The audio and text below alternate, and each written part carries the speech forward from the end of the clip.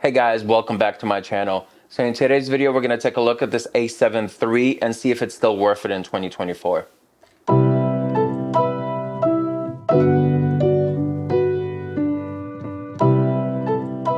So I myself started shooting on cameras like Canon before. I had a Canon 6D, 7D. I had a T3i, T4i. Like many of us started on Canon because Canon used to be the best camera. And I never really got into Nikon, so I was on the Canon bandwagon, I guess, back in the day.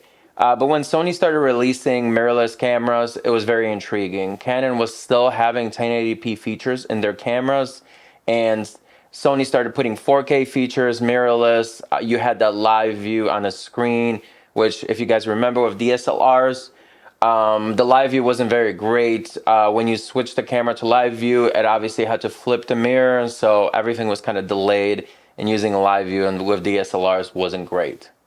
So when I went from the Canon 6D to the Canon A7 III, it was like a huge change for me. I remember when I went from the 7D to the 6D, I could see the difference because I went from a crop sensor to a full frame sensor. So now when I went to the A7 III, I didn't think there was going to be that much of a difference, but when I went Sony, I never went back. So I'm going to kind of tell you guys how I use this camera and how I still use a camera that came out in 2018. So I'm mostly a wedding photographer, and I was still using this camera for weddings up until this year. I currently upgraded to the A7 IV, but for many photographers that are starting out, switching cameras every year is not the right way. So if you guys follow my YouTube channel, I switch a lot of my video cameras out because I kind of do it for fun. I'm not a videographer. I'm not very good. I'm just learning, practicing, and it's kind of what I do for fun. But my business and what I actually make money with is wedding photography. So when you get used to a certain camera for weddings, it's important to just stay with that camera. So when you're a professional, somebody pays you to shoot their wedding, you only have one chance at these shots. So when you're used to a camera like the A7 III for myself, and there's not really anything wrong with it, you still are capturing amazing shots, why upgrade? So I was using this camera from 2018 till 2024, 6 years. And currently I shoot with the A7 IV, not because I needed an upgrade. My wife started second shooting for me, and it was an excuse for me to go to A7 IV, and she's using my A7 III. When I import her photos and my photos into Lightroom, I really can't tell the difference what was shot with what camera unless I, look on the side which shot was shot with which camera. Obviously, the A7 IV has a little bit more megapixels, but you don't need it. This camera had 24.2 megapixels, which is enough for wedding photography. And it's just perfect. Honestly, this camera for photography has no issues. The autofocus is still amazing. The autofocus between the A7 IV and the A7 III, obviously the A7 IV has a little bit better autofocus, but this does the job. When shooting weddings, I usually, when I'm taking portraits or something, I have a focus box that I kind of move around with this. And this way I can, pinpoint the focus on whatever subject I need to. So yeah, just a little lesson. If you guys are starting out in photography, you want to shoot weddings, you want to shoot commercial photos, maybe some product photography, don't upgrade your cameras every single year. Obviously, these camera companies are going to keep on coming out with new cameras. That's their business. That's how they make money.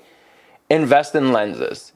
So when I look at different wedding photographers, sometimes in different groups or people trying to second shoot for other people, I see they're all shooting, with brand new Canon mirrorless cameras or, brand new Sony mirrorless cameras. But they're using just like a 28 to 72.8 zoom lens for the entire wedding. Invest in, good glass. So invest in some 1.4 aperture glass, 1.2.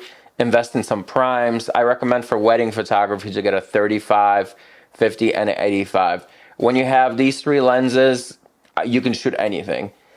I think you get way better photos using prime lenses than zoom lenses.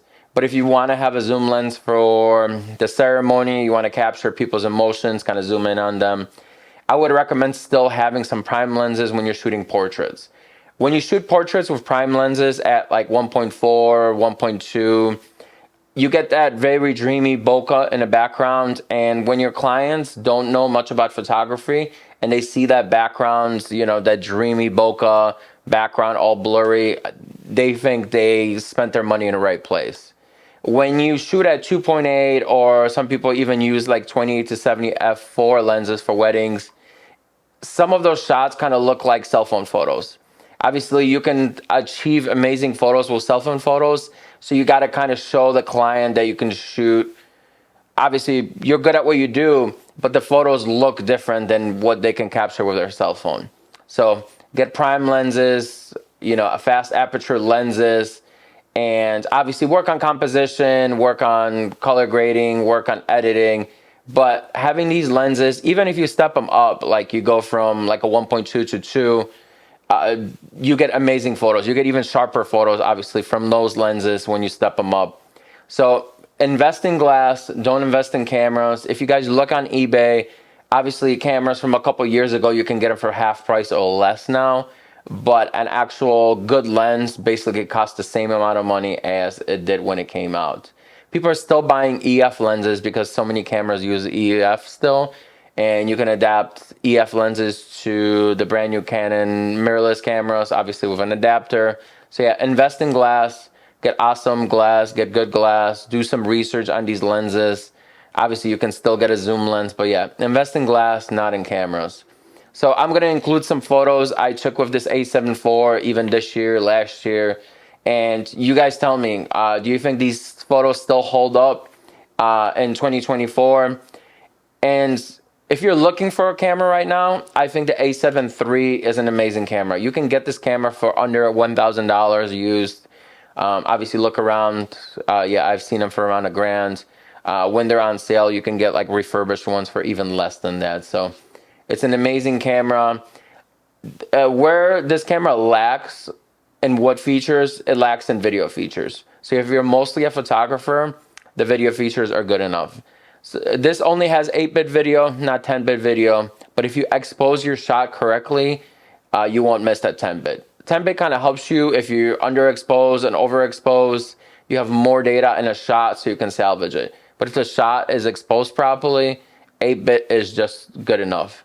I shoot some like highlight videos while mostly doing photography, even with this camera, and I still get awesome videos. The clients are happy. Obviously, 4K is the industry standard, and this shoots 4K. It just doesn't shoot 10-bit. But yeah, 8-bit is good enough for most scenarios, unless it's like extremely low light or you just don't expose the shot properly. So let me know if you guys have any questions about using this camera. I love the A7 III. Obviously, I shoot with the A7 IV now. I could have afforded the A7R5 also, but for weddings, that was not necessary. I rented it for one wedding just to kind of see what the camera's all about. And I still prefer shooting with the A7 III and A7 IV. This A7R5, obviously, you get big shots, big files. You know, obviously, it's a high megapixel camera, so you can crop. But when you export those photos, you downsize them so the client can actually download them. They don't want like 100 megabyte, you know, file delivered to them. When you export them to JPEGs, you downsize them. They look just as good as an A7 III, A7 IV photo. So yeah, you don't need a A7R5. And yeah, if you're just starting out, get an A7 III for $1,000. Invest in a few lenses. You know, get a Canon get a Sony 35mm 1.4, get the Sony 85mm 1.8, and I use the Zeiss 55 1.8.